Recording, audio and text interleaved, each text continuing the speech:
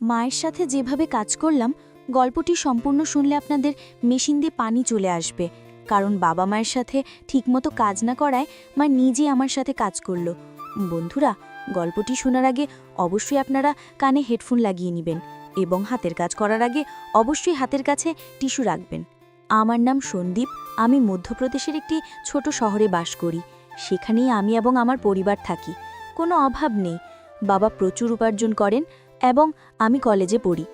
আজ আমি আপনাদের আমার জীবনে ঘটে যাওয়া একটি আকস্মিক ঘটনার গল্প শোনাতে যাচ্ছি। এটি সেই সময়ের কথা যখন আমি কলেজে পড়তাম এবং তখন ততটা বুদ্ধিমানও ছিলাম না। আমাদের বাড়িতে আমি, আমার মা এবং বাবা থাকি। আমাদের বাড়ি বেশ বড়, যেন কোনো ধনীর বংলো। বাবা সকালে কাজে চলে যান এবং রাতে দেরি করে বাড়ি ফেরেন। সেই সময় বাড়িতে শুধু আমি এবং মা থাকতাম। আমি কিছুক্ষণ পড়াশোনা করতাম এবং পরে ঘুমিয়ে পড়তাম, কিন্তু মা সব সময় বাবার জন্য অপেক্ষা করতেন। সেই সময় আমি কলেজের শেষ বছরে ছিলাম। এক সকালে যখন আমি কলেজে যাওয়ার প্রস্তুতি নিচ্ছিলাম, তখন আমি মায়ের জোরালো কণ্ঠ শুনতে পেলাম। তিনি বলছিলেন, তুমি কি করছো? রাত 2টায় বাড়ি আসো এবং বলো অফিসে কাজ ছিল। রাত 2টায় কোন অফিসে কাজ চলে? সরাসরি বলো না যে তুমি সেই মেয়ের সাথে ছিলে। মা খুব রেগে গিয়েছিলেন। আমার মা সাধারণত কারো উপর রাগ করতেন না, তার স্বভাব খুব শান্ত ছিল। কিন্তু আজ কি হয়েছিল জানি না, মা খুব রেগে গিয়েছিলেন। আমি 2টায় আসি বা 3টায়, 3টা বাজে তোমাকে যা চাইছে তা মিলতে হচ্ছে না, পরে চুপ থাকো। বাবা তীব্র আওয়াজে মাকে বললেন, কি চাইছে তা মিলছে? টাকা, গহনা এসব ছাড়াও কি কোনো সুখ থাকে? এখন আর কিছু বলো না। কিন্তু এখন আর সহন হচ্ছে না। 3-4 মাস হয়ে গেছে, তুমি আমাকে ছুঁয়েও দেখোনি। শেষ ওই মেয়ের মধ্যে এমন কি আছে যা আমার মধ্যে নেই? মায়ের আওয়াজ আরও তীব্র হয়ে উঠল। তখন বাবা রেগে বললেন, বারবার মেয়ে বলো না, নইলে। তাহলে কি করবে? মা উল্টো জবাব দিলেন। সেই সময় বাবার রাগ অনেক বেড়ে গিয়েছিল। তখনই হঠাৎ ধমকের আওয়াজ এলো এবং সঙ্গে সঙ্গে মায়ের চিৎকারে পুরো ঘর গুঞ্জে উঠল। আমি তৎক্ষণাৎ আমার ঘর থেকে ছুটে তাদের বেডরুমের দিকে গেলাম। যে দৃশ্য আমি দেখলাম তা দেখে আমি হতবাক হয়ে গেলাম। বাবা মাকে বেল দিয়ে মারছিলেন। মা ব্যথায় চিৎকার করছিলেন, কিন্তু বাবা থামার নামই নিচ্ছিলেন না। আমি কিছু না ভেবেই মায়ের উপর ঝাঁপিয়ে পড়লাম যাতে তাকে বাঁচাতে পারি, কিন্তু বাবা তখনও থামলেন না। যেই আমার উপরেও 2-4টি বেল্টের আঘাত লাগলো, বাবা থামলেন এবং তিলমিলে আমার দিকে রেগে তাকাতে লাগলেন। তারপর বাড়ি থেকে বেরিয়ে গেলেন। পরের দিকে আমি মায়ের দিকে তাকালাম। মায়ের চোখ থেকে অশ্রুধারা বয়ে যাচ্ছিল। আমি মাকে সাপোর্ট দিয়ে উঠিয়ে দিলাম। উঠতে গিয়ে মা কেঁদে উঠলেন। আমি তাকে বিছানায় বসালাম। তখন পর্যন্ত তার হাত ও পিঠে লাল দাগ পড়ে গিয়েছিল। এদিকে আমার বাবার উপর প্রচণ্ড রাগ উঠল। কোনো মানুষ এত নিষ্ঠুর কী করে হতে পারে? কেউ নিজের স্ত্রীকেও এভাবে মারতে পারে? তখন আমি দ্রুত রান্নাঘরে গেলাম। একটি বাটিতে তেল ও হলুদ মিশিয়ে মায়ের কাছে নিয়ে এলাম। মায়ের পিঠে 2-4টি বেল্টের আঘাতের ব্যথা অনুভব হচ্ছিল। মা ফুপিয়ে ফুপিয়ে কাঁদছিলেন। এরপর আমি মায়ের হাত ও পিঠে তেল হলুদের মিশ্রণ লাগানো শুরু করলাম, যেখানে তাকে মারা হয়েছিল। কিছু জায়গায় হালকা রক্ত বের হয়েছিল। মিশ্রণ লাগানোর পর আমি বাটিটি একপাশে রেখে মায়ের পাশে বসে পড়লাম। মা আমাকে দেখে তৎক্ষণাৎ আমাকে জড়িয়ে ধরে কাঁদতে লাগলেন। পরে তিনি আমার গলায় মুখ লুকিয়ে জোরে জোরে কাঁদতে লাগলেন। মায়ের অশ্রুতে আমার কাঁধ ভিজে গেল। আমি তার পিঠে হাত বুলিয়ে তাকে শান্ত করার চেষ্টা করছিলাম। আমরা দুজন অনেকক্ষণ ধরে এভাবেই একে অপরের বাহুতে ছিলাম। তখনই মায়ের হাত যখন আমার পিঠের দাগগুলো স্পর্শ করল, তীব্র ব্যথার ঢেউ উঠল এবং আমি কেঁদে উঠলাম। মা যেই এটা বুঝতে পারলেন, তিনি তৎক্ষণাৎ আমার থেকে সরে গেলেন। পরে মা আমার শার্ট উপরে তুলে সে বাটি থেকে তেল হলুদের মিশ্রণ ধীরে ধীরে আমার পিঠে লাগাতে লাগলেন।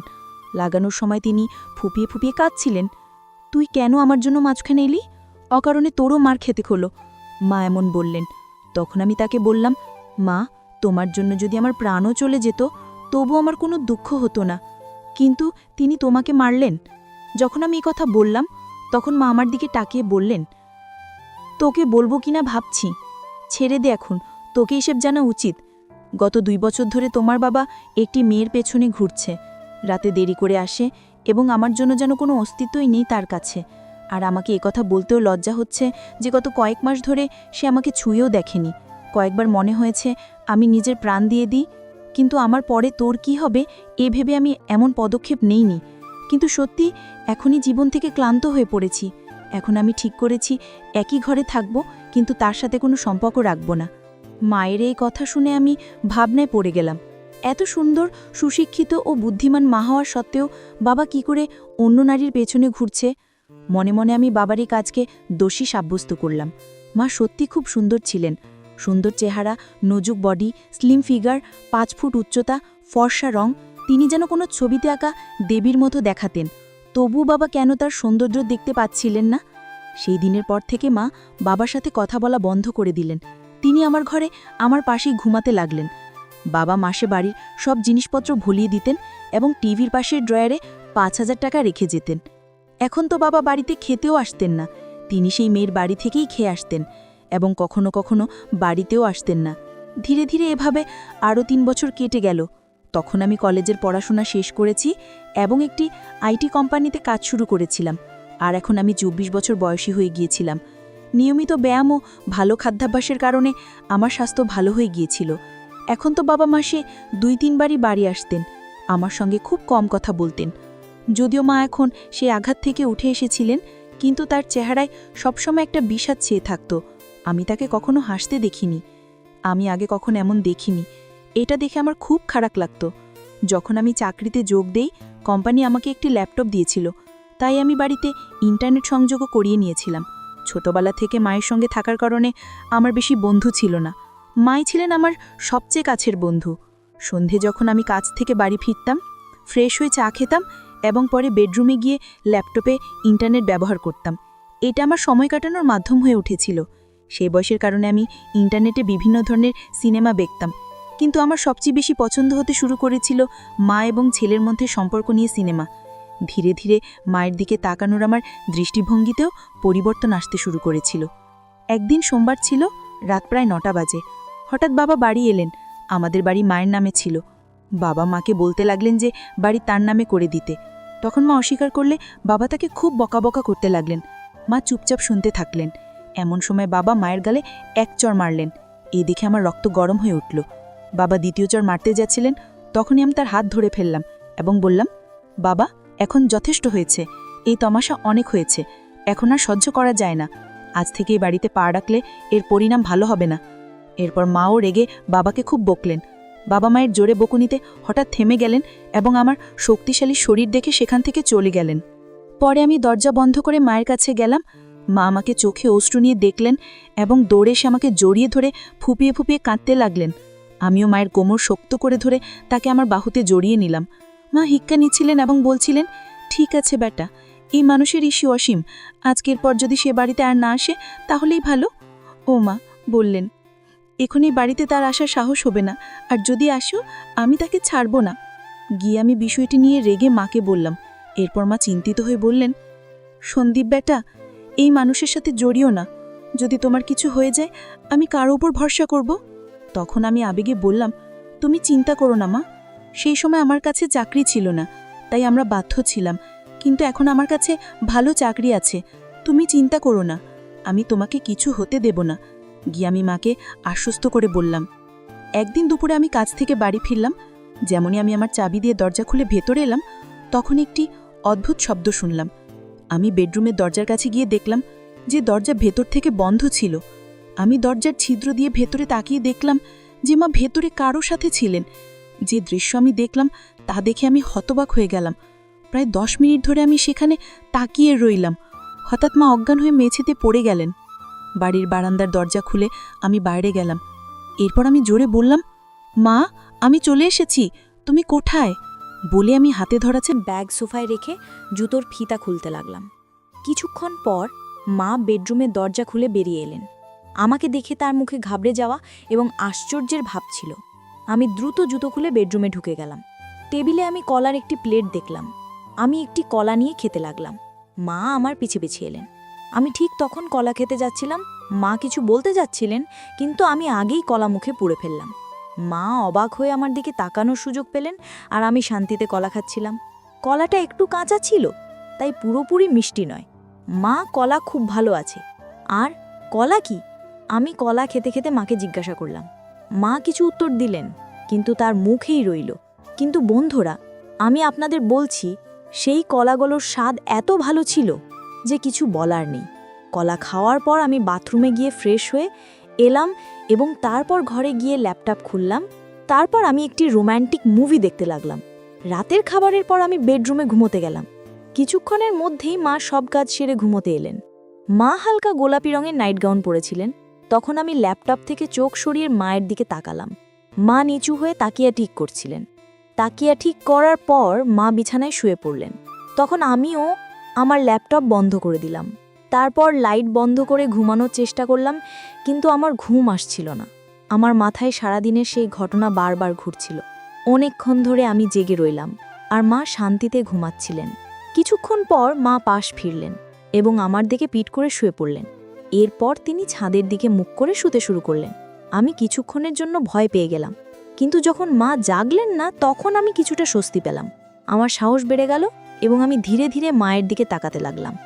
মা কিছুক্ষণের জন্য আমার দিকে তাকালেন এবং তারপর চোখ বন্ধ করে নিলেন। আমি বুঝে গেলাম যে তিনি এখনও জেগে আছেন। আমি আর একটু এগিয়ে গেলাম এবং নিজেকে সন্তুষ্ট মনে করলাম। মাও খুশি ছিলেন। তিনি কিছু বলেননি, কিন্তু আমি অনুভব করছিলাম যে তিনিও সন্তুষ্ট হয়েছেন। মা, কি হয়েছে? তুমি চুপ কেন? তোমার ভালো লাগেনি? আমি যখন এমন জিজ্ঞাসা করলাম তখন তিনি বললেন, না রে বেটা, আমার তো খুব ভালো লেগেছে। তুই মাকে খুব খুশি করেছিস কি? তারপর আমি মায়ের পিঠে স্নেহে হাত বুলাতে বুলাতে বললাম, মা, এখন থেকে তোমাকে কলা খেতে হবে না। আমি ধীরে ধীরে এমন কথা বললে মা বলে উঠলেন, বেটা, তোমার এটা কি করে জানা হলো? মা অবাক হয়ে আমার দিকে তাকিয়ে জিজ্ঞাসা করলেন। তখন আমি তাকে বললাম, আজ দুপুরে যখন আমি বাড়ি ফিরলাম তখন ঘর থেকে তোমার কণ্ঠ শুনতে পেলাম। যখন আমি দরজার ছিদ্র দিয়ে দেখলাম তখন সব বুঝে গেলাম। তখনই আমি ঠিক করলাম এখন থেকে মাকে কোনো কিছুর অভাব হতে দেব না। আগে, সন্দীপ, আমার রাজা, তুমি তোমার মাকে কত ভালোবাসো। মা আবেগপ্রবণ হয়ে বললেন, হ্যাঁ মা, এখন থেকে তোমাকে আমি কোনো কিছুর অভাব হতে দেব না। আমি বললাম, এখন বাবাও আমাদের আর প্রতিদ্বন্দ্বিতা করবে না এবং তিনি আর এই বাড়িতে পা রাখবেন না। তাই তুমি এখন চিন্তা করো না, আমরা এখন সুখে থাকব। আমি মাকে আশ্বস্ত করলাম। সেদিন আমরা দুজনেই সুখ ও শান্তির আনন্দ উপভোগ করলাম এবং তারপর আরামে ঘুমিয়ে গেলাম। পরের সকালে মা সব কাজ সেরে আমাকে জাগাতে এলেন। আমি দ্রুত প্রস্তুত হয়ে চা খেলাম এবং আমরা দুজনেই গল্প করতে লাগলাম। তখনই আমরা দেখলাম বাবা হঠাৎ এসে আমাদের সামনে দাঁড়িয়ে গেছেন। মা বাবাকে জিজ্ঞাসা করলেন, এখন তোমার কি চাই? একবার বলে দিয়েছি যে আমরা এই বাড়ি দেব না, তাহলে আবার কেন এসেছো? বাবা উত্তর দিলেন, আমার এখন বাড়ি চাই না। আমি শুধু এটা বলতে এসেছি যে আমি এখন আরেকটি বিয়ে করতে যাচ্ছি, তাই তোমাদের থেকে তালাক চাই। ও তারপর মা আমার দিকে তাকিয়ে জিজ্ঞাসা করলেন, তোমার কি বলার আছে? আমি বললাম, মা, তুমি যা সঠিক মনে করো তাই করো। আমি তোমাকে কোনো কিছুর অভাব হতে দেবে না। আমার উপর বিশ্বাস রাখো। খুমা তখন বাবাকে তালাকের জন্য হ্যাঁ বলে দিলেন। দুপুরে মা এবং বাবা দুজনেই অফিসে গেলেন এবং তাদের বাকি আইনি কাজ সেরে ফিরে এলেন। তারপর থেকে বাবা আর কখনো আমাদের দেখা দেননি এবং আমরাও তাকে খুঁজে বের করার চেষ্টা করিনি। আমরা দুজনেই এখন আমাদের বাড়িতে খুশি ছিলাম এবং বাবাও তার সেক্রেটারির সাথে খুশি ছিলেন। এখন আমরা দুজনেই একা থাকি এবং আমাদের সুখ দুঃখের খেয়াল রাখি। এমনই করে চলতে চলতে এখন অনেক বছর কেটে গেছে। এখন মা আমাকে বলতে শুরু করেছেন, এখনও তোমার অনেক জীবন বাকি আছে। তুমি কোনো ভালো মেয়েকে দেখে নাও যাতে আমি তোমার বিয়ে দিতে পারি, এবং হ্যাঁ, বিয়ের পর আমাকে ভুলে যেও না। আগে হেসে বললাম, তোমাকে কিভাবে ভুলতে পারি মা, তুমি তো আমার মা। তখন আমরা দুজনেই হেসে উঠলাম। পরের কয়েক মাস আমাদের জীবন খুব শান্তি ও খুশিতে কাটছিল। মা এবং আমি এখন একে অপরের খেয়াল রাখতাম এবং একে অপরের সাথে খুশি ছিলাম। কিন্তু মায়ের কথা আমার মাথায় সবসময় ঘুরত। তিনি বলেছিলেন যে আমাকে আমার জীবনের কথা ভাবতে হবে এবং কোনো ভালো মেয়েকে বিয়ে করতে হবে। আমি এ বিষয়ে গভীর রবভাবে ভাবা শুরু করলাম এবং একদিন মায়ের সাথে খোলামেলা কথা বললাম। মা, তুমি ঠিক বলেছিলে। এখন সময় এসেছে যে আমি আমার জীবনের পরবর্তী পর্যায়ে এগিয়ে যেতে পারি। আমার মনে হয় এখন আমিও কারোর সাথে আমার জীবন কাটানোর প্রয়োজন আছে। খুমা আমার মুখের দিকে তাকিয়ে মৃদু হাসলেন। এরপর তিনি বললেন, একদম ঠিক বলেছ বেটা। আমি সবসময় চেয়েছি তুমি তোমার জীবনকে খুশি ও ভালোবাসায় ভরে তুলবে। আমি তোমার জন্য খুব খুশি গো। এরপর মা আমার জন্য মেয়ে দেখা শুরু করলেন। কয়েকদিনের মধ্যেই মা একটি ভালো সম্পর্ক পেয়ে গেলেন। মেয়েটির নাম ছিল প্রিয়া। প্রিয়া খুব বুদ্ধিমান ও সংস্কৃতবান মেয়ে ছিল। যখন আমি প্রথমবার তার সাথে দেখা করলাম তখন আমার মনে হলো যেন আমার জীবনের সেই শূন্যটা পূর্ণ হয়ে গেল। প্রিয়া এবং আমি খুব শীঘ্রই বিয়ের বন্ধনে আবদ্ধ হলাম। বিয়ের পর আমাদের বাড়ি আরও সুখের হয়ে উঠল। মা, প্রিয়া এবং আমি একটি পরিবারের মতো থাকতে শুরু করলাম। মা এখন এই বিষয়ে খুব খুশি ছিলেন যে তিনি আমাকে একাকিত্ব থেকে বের করে এনে আমার জন্য একটি নতুন জীবন শুরু করতে সাহায্য করেছিলেন। সময় কেটে গেল এবং আমাদের জীবন আগের চেয়েও ভালো হতে লাগলো। মা এখন আগের চেয়েও বেশি খুশি ছিলেন এবং আমিও এ বিষয়ে সন্তুষ্ট ছিলাম যে আমি তার সব স্বপ্ন পূরণ করেছি। শেষে আমি শিখলাম যে জীবনের সম্পর্কের গুরুত্ব কতটা, তা সে মা ছেলের সম্পর্ক হোক বা স্বামী স্ত্রীর। সত্যিকারের ভালোবাসা ও সম্মানই সম্পর্ককে মজবুত করে এবং এই শিক্ষায় আমি আমার জীবনে প্রয়োগ করেছি। তাই বন্ধুরা, এই গল্পের মূল বার্তা হলো যে পরিবারই আমাদের আসল শক্তি এবং যখন আমরা আমাদের পরিবারের পাশে দাঁড়াই তখন সব কঠিন কাজ সহজ হয়ে যায়। আশা করি তোমরা এই গল্পটি পছন্দ করেছো। যদি গল্পটি পছন্দ হয়ে থাকে তবে লাইক করো এবং তোমাদের বন্ধুদের সাথে শেয়ার করো। এমন আরও রোমাঞ্চকর গল্পের জন্য আমাদের চ্যানেল সাবস্ক্রাইব করতে ভুলো না। ধন্যবাদ।